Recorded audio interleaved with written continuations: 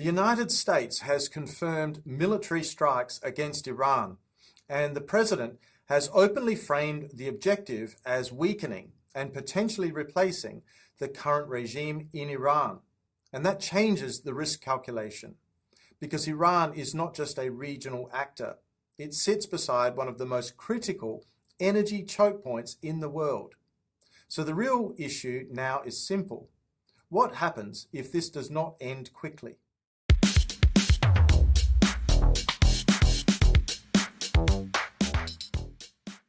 Military strikes are one thing, but declared regime change is quite another. Once leadership survival becomes the central issue, incentives shift. A government facing existential threat is more likely to use asymmetric leverage. And in Iran's case, the most obvious leverage point is geography, specifically the Strait of Hormuz. Roughly 1/5 of globally traded oil moves through that narrow corridor. Iran does not need to close it entirely to create disruption. It only needs to introduce uncertainty, missile threats, naval harassment, drone activity, insurance pressure. Energy markets respond immediately to uncertainty, and uncertainty raises costs long before any formal blockade occurs. The key variable right now is duration. If regime change succeeds rapidly, markets may stabilize.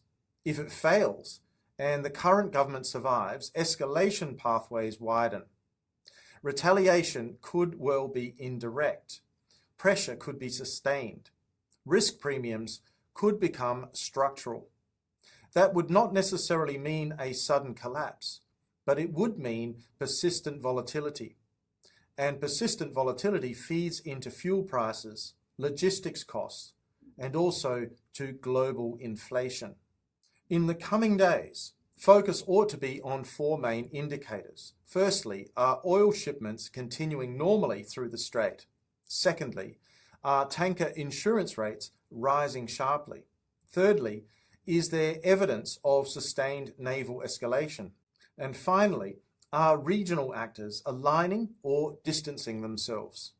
Those signals will tell us whether this remains a contained episode or evolves into something much more structural. This moment is not just about a military strike. It is about leverage, it's about incentives, and the fragility of key energy corridors. The Strait of Hormuz has always been a strategic fault line. The question now is whether pressure along that fault line subsides or hardens. We will know soon enough.